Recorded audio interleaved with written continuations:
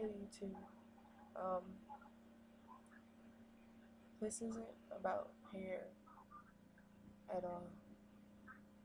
I really need to talk because I'm hurting. I'm not just hurting for myself, I'm hurting for worlds of people right now. Hurting, realizing what I live in. Um, I just watched the movie Dear Black People, which I've wanted to watch for a while. And I got very disturbed because what's going on that campus is what's going on mine. And what's going on campuses across the nation, what's going on in neighborhoods, institutions, and I just need to talk right now because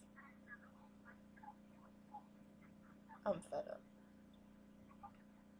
And I don't want anyone to take offense to this. This is truly how I feel.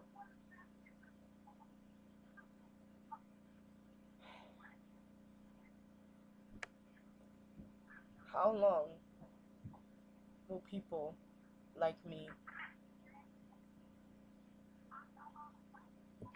on a college campus deal with what we must deal with?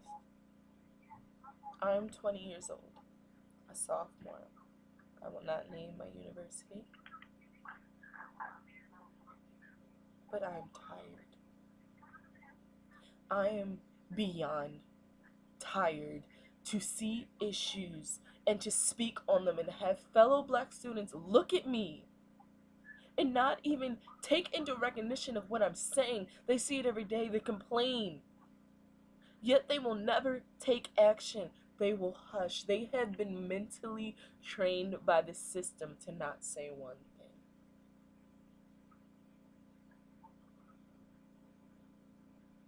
At NAACP on campus, just to say we have an NAACP on campus, to cut ribbons,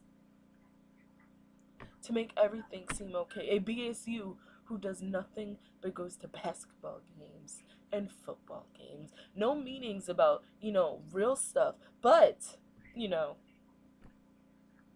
when something serious happens on the news, we're gonna do like everybody else and protest and take a picture and not continue on with anything else. Yep, that's what we're gonna do. And I see this and I speak on it and I'm quieted. They tell me not to. It's nothing like that. I know they feel the pain that I feel because they go through it every day. I know how they know they're perceived on my campus. Black males followed by the police. All they're trying to do is go back to their room, go to class. But if there is a white female in front of them, they are suspected for rape.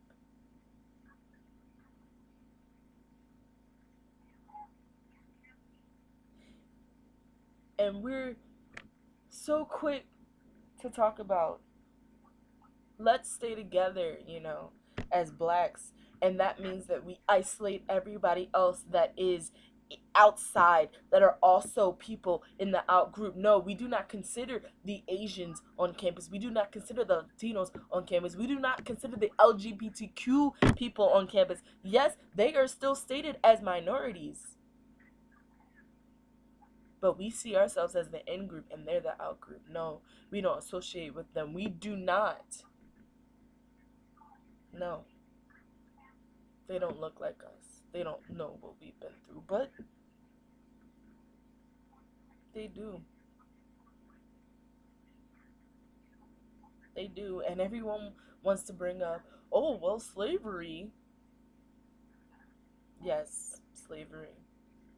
A horrible thing. We are still still trying to get past that.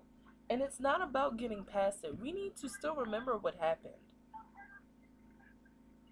But it's not fair to others that are also being oppressed now. Mexicans that aren't able to cross the border. Haitians being refused to come into America. Are we serious? These people are like us. These people are us. Just because there is a language barrier does not mean anything. We are all the same people. We are all still looked down upon. LGBTQ community. They get harassed every day on my campus. They show up to a probate, and because they're not the usual people to be at the probate, they're not invited to the barbecue. They don't get included in anything else. They stand in their own corner while we stare at them and call them names.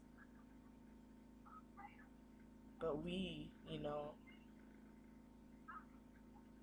we want to band together. We want to be strong, but we oppress other people while we do it.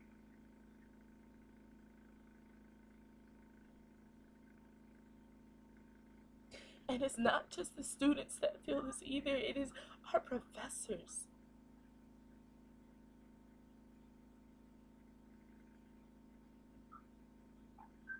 Minority professors at my school, they're probably 10. There's about 12 to 15,000 students that go to my school. 10 professors, and that's giving them a lot, are minorities. You don't think that they feel pressure in the areas that they are in to be perfect? They don't get scrutinized as much. See, no, we don't think about that. We don't think about what other people have to go through. We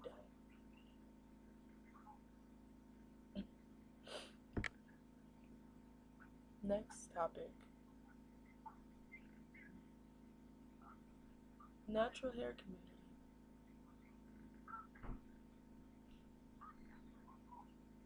Everybody wants to go natural now.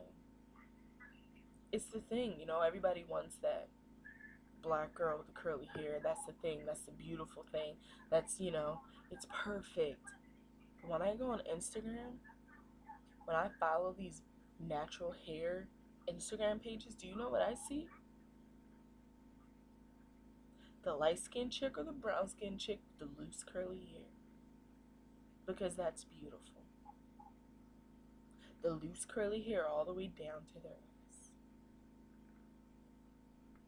Because that's what everybody wants, right? That's what everybody has to look like, right? The mixed chick. No, nothing against mixed girls. Nothing at all. But I know my hair out of my head didn't come up like that. And for a long time. A very long time. I felt ugly. Because my hair didn't do that loose curl. Because my hair didn't fall past my shoulders. Because I wasn't lighter. Because I didn't look like the pretty black girl. For a long time, I dealt with self-hatred. I hated myself. See, nobody sees his side. Nobody sees his side. I'm gonna tell y'all a little bit about myself. I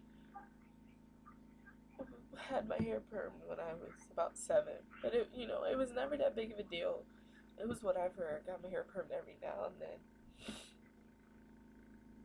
My 4th grade year of elementary school, my parents enrolled me in this camp, and me and my brothers were the only black people in this camp. And we went there because my dad was best friends um, with this guy that he worked with, and his fiance is a camp director. And this camp, you know, was for the rich kids. And we were able to go because my dad's best friend's really cool, and his fiance was like, you know what, come on, just don't worry about all the expenses, just pay, this much. And that's when I realized that I was different. I was stared at, questioned. Why do you braid your hair? How can you do that? Mine doesn't stay like that. I still remember the first day of swim. I hadn't had a perm in a very long time, and my mom had straightened my hair, and I had 4 ponytails in. I thought I was so cute. And I got in the pool, and I was swimming. And I came out, and my hair was this huge puff. And they laughed at me, and they stared at me, and I ran home that day, and I begged my mother, I begged her to let me get perm because I felt so ugly. Because I didn't look like that white girl.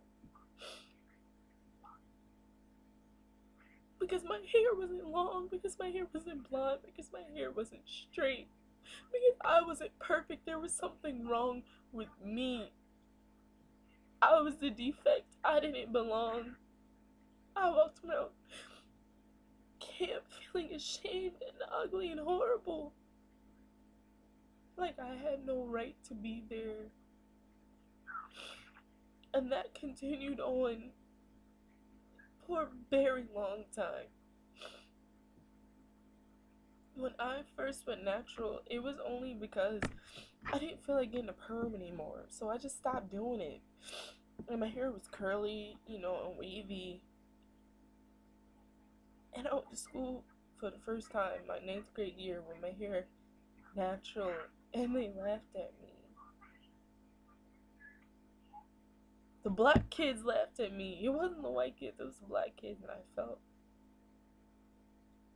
like, you know what, I can't beat this. I wanted to be that mixed girl so bad. If I couldn't be the white girl, why couldn't I be the mixed girl? The pretty light-skinned mixed girl. No, I couldn't be.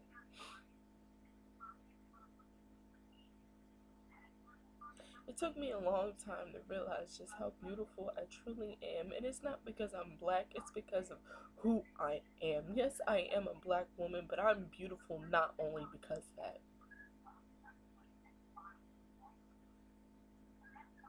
To all of any of the little girls who have felt the way that I felt, it is okay. You're still beautiful, and thank you to all the mothers who are embracing their children's beauty in every single way. Thank you. And continue on with that. And my mother did that, but I just couldn't understand it at the time.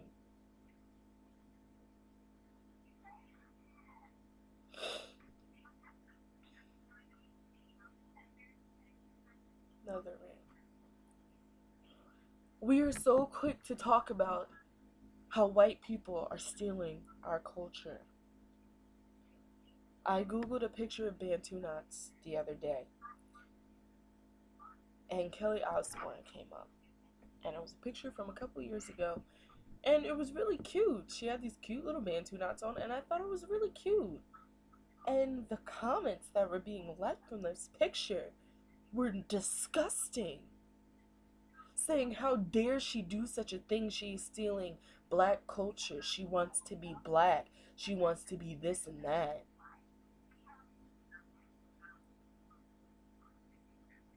And then somebody left a comment and said, how can we say that they are stealing black culture when we could say that we steal theirs? Hair weaves that look like European women's, We bleach our skin, have surgeries to look more European like.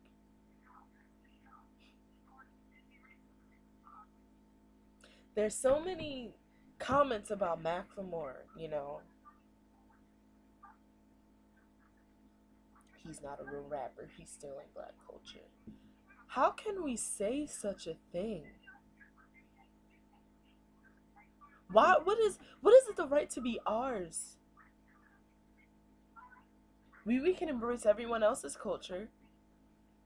Go eat some Chinese food. Chinese New Year, oh that's cool. What year is it? We can embrace everything else. We can learn how to speak Spanish. Is that not embracing somebody's culture? But someone is in love with a type of music and they are stealing our music. What right do we have to even say that?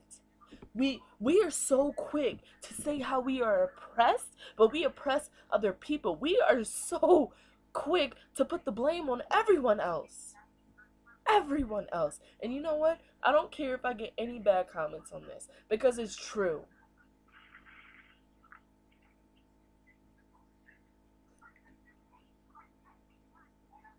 Macklemore, a white man, talks about wonderful things, raps about great things, stuff that has meaning. Yet, he's looked down upon because people like his music. Because it speaks something real?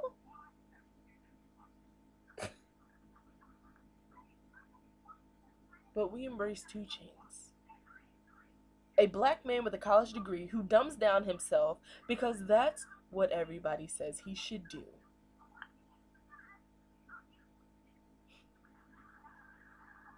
I don't even understand what the hell he's saying at the time. Maybe I'm not black enough, but really?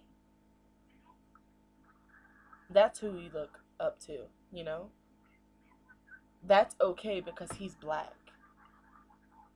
We really need to rethink what we're fighting for. Another thing, we are so quick to rally up, take pictures, hold up posters and signs. Mike Brown, Eric Garner, may they both rest in peace. Do you know how many people I saw across my campus actually keeping up with these cases? None. You know how many of them held up a damn sign to be in a magazine, to be in a newspaper? Too many who didn't know what they were protesting about. So this is another question, not only black community, but to all my communities out there. Do you truly understand what you're protesting for? Do you know why you're doing it? If not, don't do it. No, I did not protest, but I did not have to hold a sign to show my disgust, to have people know how I felt about a case. I did not have to have an Instagram picture of me in the streets of Ferguson for people to understand how strongly I felt about this case. No, I didn't need that. You shouldn't have to have that. And to everybody that believes they do, no, you don't.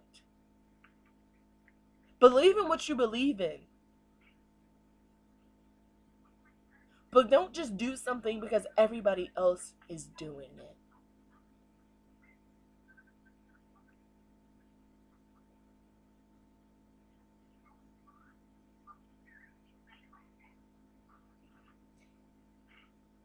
It hurts me to know that these things go on.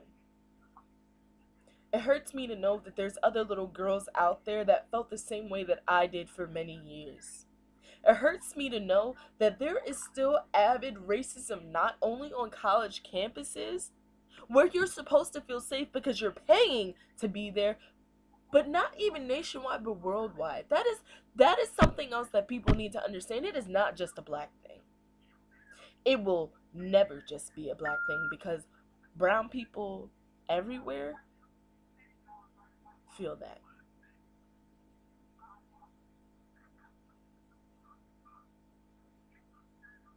See, people make fun of me when I speak and they say, "Oh, you're Black Panther. Look at you, Black Pride." No, no, no, no, no, no. I speak for people who are too scared to speak. I'll do that.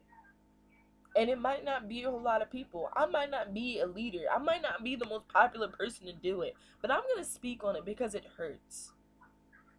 It hurts. There's little things that we don't even see. We're so hip to the system. We say we are, but we're not. Anybody put together that the Eric Garner case, not even, the case and all the protests, anybody notice that there were more black people on TV? Anybody notice that Walmart commercials, having black people with natural hairdos? Since when they start doing that? MC Light is on a Walmart commercial. Annie comes out. Hey everybody, let's go see Annie. Are you kidding me? And I bet you, if that stuff would not have gone on, you would have never seen that. The little black boy, the commercial with the little black boy who was talking to Santa. Yeah. He can't just talk to Santa about, regular kid stuff, toys and crap. No, he has to get a fresh shape up. Santa, fresh shape up. Dog, word, down. Yeah, okay. Really? And I'm pretty sure there's tons of people who've noticed this, but they won't speak on it. Nope. And just because we have a black president is not an excuse. He is one of the most, no, he is the most disrespected president that we've ever had in this nation's history. Ever. Let somebody even had said something about Bush like that, it would have been a wrap. So that's not an excuse anymore. Stop using it. We don't want to hear it. Nobody does. It's stupid.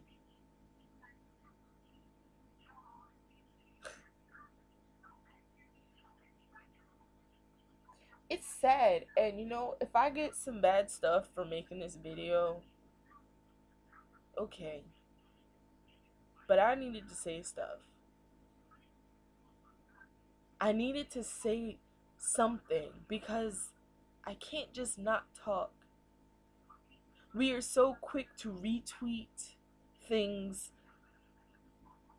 to reply, to share things on social media, yet we do nothing outside of it. Yet we do nothing outside of it. It is so cool to post up an Instagram picture, like something on Facebook, yet when we're faced with an issue, nothing happens. The system has tricked us to believe that we are not in the system. And I try to tell people that, and they just, nope, don't know what you're talking about. Even if this only reaches 5 people, even if I only have one person to side with me and to understand,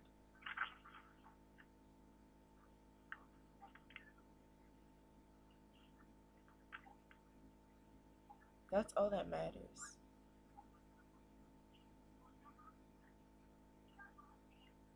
We all have to stand together to make a change. We can't just make this a black thing or a we hate cops thing. It's an everybody thing. And if you believe in it, stand for it.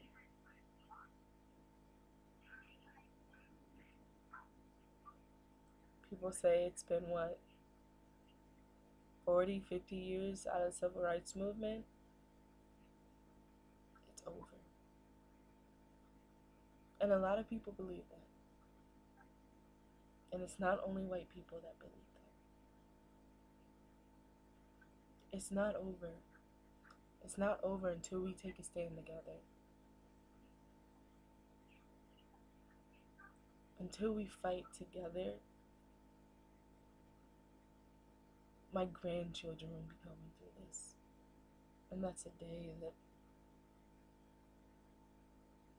I don't want to see. I don't want my children, your children, to feel the pain that I'm feeling right now, to feel the pain that so many people feel every single day. So let's take a stand together. Black, white, Latino, Asian, African, Australian, Europe. I don't care what you are. LGBTQ community, heterosexual community, everything. Let's just stand together. Why not? We allow social barriers to hold us back from so much potential, from so much change that we can make. Let's start to take a stand and say no. We're not going to let people feel like this anymore. We're not going to allow this.